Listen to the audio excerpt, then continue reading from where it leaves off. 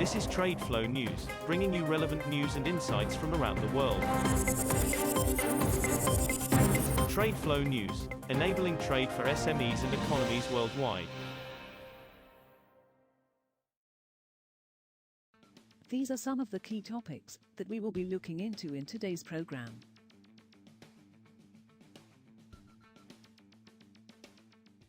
First, let's take a look at the overnight headlines which are impacting the commodity markets. Oil prices were stable on Tuesday, as oversupply concerns balanced uncertainty over the impact of the latest U.S. sanctions on Russian oil.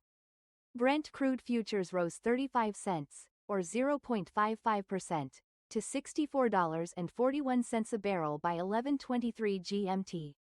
U.S. West Texas Intermediate crude was at $60.42 a barrel, up 29 cents, or 0.48%. Investors continue to assess the fallout from the U.S. sanctions on Russia, and their impact on both crude oil and refined fuel markets. Middle Eastern producers Saudi Arabia, Iraq and Kuwait will raise crude oil supplies to India in December as Indian refiners seek alternatives to Russian barrels, sources at 4 Indian refiners said on Tuesday.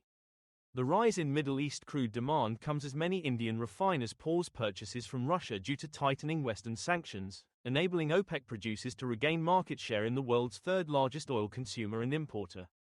Britain, European Union and the US last month designated Russian top oil producers Rosneft and Lukoil, triggering immediate trade disruptions as sanctions fears drove away buyers in India and China.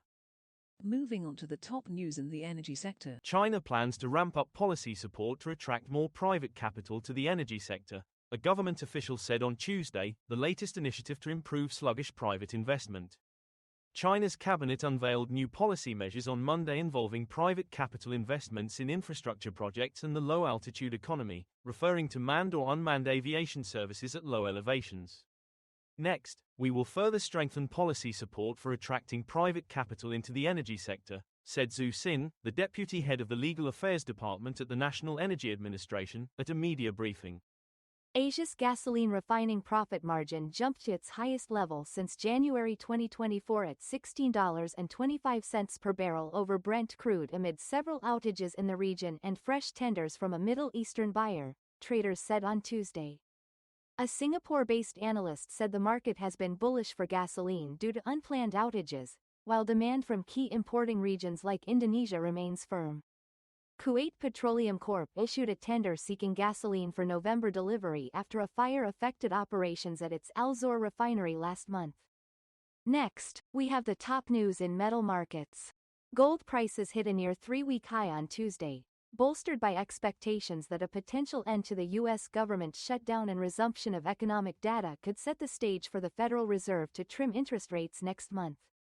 Spot gold was up 0.3% at $4,127.12 per ounce at 9:47 a.m. Eastern Time, 14:47 GMT, having earlier hit its highest since October 23.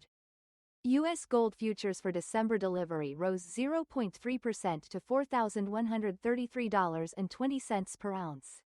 Copper prices crept higher on Tuesday after top metals consumer China unveiled more measures to support growth. The U.S. moved closer to reopening government operations and as mines continued to see shortfalls. Benchmark 3-month copper on the London Metal Exchange rose 0.1% to $10,804 a metric ton in official open outcry trading.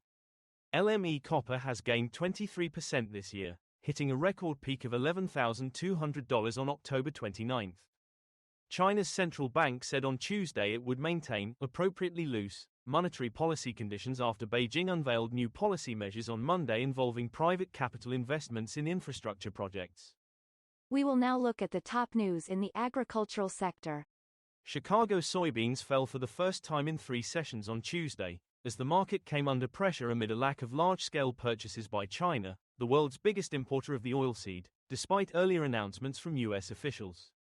Corn and wheat also dropped with a positive picture assessed of U.S. harvesting and planting, while dealers awaited official U.S. world supply and demand data on Friday for the first time in weeks following the U.S. government shutdown. We have yet to see China make big soybean purchases from the U.S., said one Singapore-based trader.